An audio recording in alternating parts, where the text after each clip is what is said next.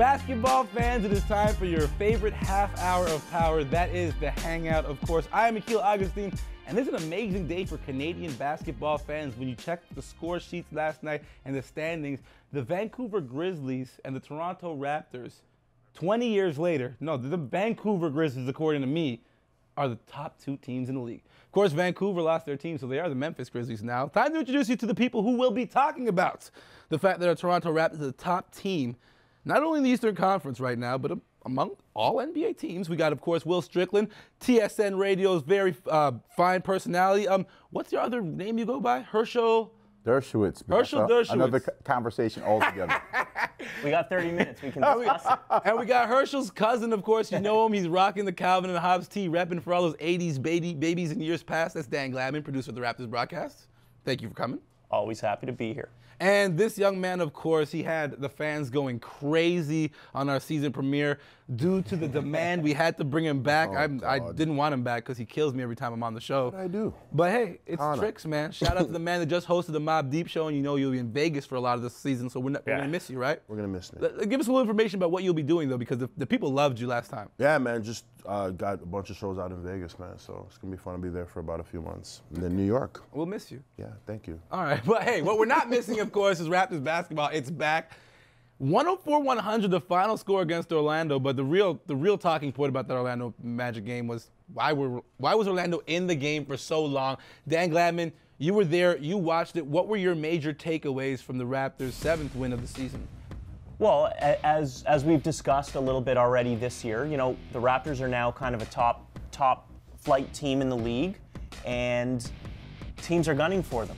Everybody's gunning for them. Yeah, people know they're coming in, they have to play their best. Orlando isn't a great team, but they have some nice players. And Alfred Payton in the house. Well, I thought Vucevic was particularly good. We got to talk about Vucevic. And, you know, they brought, for Orlando, they brought their A game, and they gave the Raptors a tough time. Well, no, that will go. I don't even know if it was necessarily an A game type thing. I think that the Raptors now feel like they are the Raptors. They have arrived, and they can't get comfortable just yet.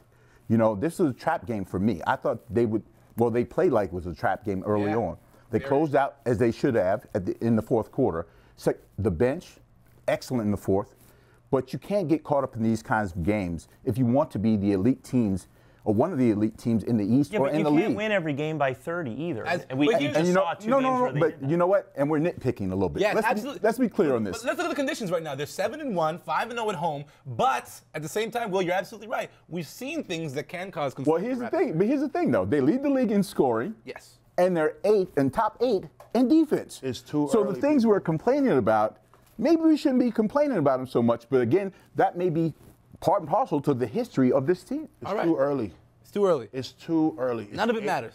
I'm not saying it doesn't matter. Look, I'm rooting for them, but it's 8 games in, people. It's 8 games. And we can't get caught up in the fact that they're like the best team in the league now. It's 8 games in. Let's talk about this when they're like, 20 games, 30 games in. Then we can see the who's who of the East. It's 8 games. Dwayne Casey said the exact same thing. So next time we won't invite you on the show until after the 30. Is Dwayne Casey coming? Is Dwayne Casey coming? We still have to talk about something. Okay, so here it is, though. Okay, I mean, last week I called out Terrence Ross, of course, and he's responded. He's been playing well, shooting the ball well. The other guy we got to talk about is the other third-year player, Jonas Valanciunas' big matchup with young Mr. Vucevic. Vucevic went to town on him. Will Strickland, your thoughts on what we need to see from Jonas as he struggled a bit to start the season? I think that he really compares himself to Vucci Man. That's who Nick Vucevic is. Here's a guy who averages a double-double. Yeah. You want Jonas to come out and average 15 and 11. That would show some growth. Right now, he's about 12, 11, and 8 rebounds a game. He needs to be more involved, not only when he's scoring, but rebounding, defending, being a rim protector. And I think that when Jonas starts to miss, he eats at himself, and it's tough for him. He has to understand that third year in the league, you're going to be who you are after this year, so make sure you go out and make a mark right away. Bigs do develop slower. I keep saying that. He doesn't have that veteran guy, though. Like, there's no big man on the Raptors that can kind of show him how to be up. He doesn't have a proper big man to show him. Who does Vucevic have? Who does he have in Orlando? Who? I'll wait. It's true. See? But, I mean, I don't know. I just feel like, He doesn't have that guy to show him how to. He's young. It's a valid point, though. He's Leadership young. is better than leadership is right. necessary and all. There's nobody on the Raptors that can kind of show them how to develop and have a maturity level at a certain time in their career. He's young. Better He's leadership young. is key. Are we, So, is that, it sounds like an should be- excuse. And if you're telling me he has to learn from Amir Johnson, then I'll wait. Amir Johnson is a good leader. I'm not saying he's an all-star caliber big man in the No, NBA, he's not. but He's a great solid leader. player and great leader. He's also getting really good coaching from Dwayne Casey right on down through the assistants. You kind of got to this, Will, and Jack Armstrong said it on TV and the radio last night. What is happening with Jonas is when he makes a mistake or two, he thinks about it too much. He hangs his head a little bit. That is where a veteran could help him out. That's what I'm saying, Well, but mentally. it's typical of a really young guy. He's only 23 years old. It's But really easy when you're young I'm with to Tricks hang on your this. head a that- bit. Absolutely, I'm with both of you guys. He is young, and maybe something that can help him is another guy who's been through the process that he's going through right now. But I got to switch gears for you guys for a second because, I mean, a very special piece of information came out. Brian Colangelo, former general manager of the Toronto Raptors, was on TSN Radio. Mm-hmm. And during the conversation, a lot of concerns came up, and he talked about the fact that, you know, he helped Tim Lewicki find Masai Ujiri and mentored Masai Ujiri for a period. He got criticized for overpaying DeMar DeRozan at that $10 million clip. You look at that contract now, it looks good. He also drafted Terrence Ross and Jonas Valanciunas. So as bad as the exit was for Brian Colangelo, does he deserve a little bit of credit for the success the Toronto Raptors have right now, guys? Why is he reaching? Why is he reaching? Why is he reaching? He's He not wants some there shine. anymore. He wants some shine. Hey, man, he wants some He shine. wants credit for the work he did, and he feels like Stand he's not under a getting it. flashlight, bro. His time has passed. I don't think anyone Stop trying to claim cares. credit. It's time- all right, so while we're talking about the things he should get credit for, what about the things he failed on? Well, while those he are the was things here? that he does get the credit for, is what he's saying. He's saying everyone remembers the bad stuff I did.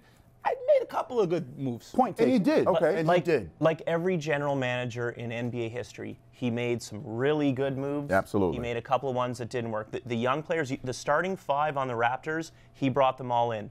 He also stuck with Andrea Bargnani a bit Way too too long. Mm-hmm. He brought in Rudy Gay, which ultimately led to some assets, but at the time it really didn't help the team. So like any general manager, you can look at Brian Colangelo and say some great acquisitions and some that weren't that good. And I think All right. that's all he's saying. Well, that's it for our Raptors Roundup. Still more to break down, of course, here on the Hangout Canada's home for talking hoops. We go BGH, big game hunting, Kerr versus Pop.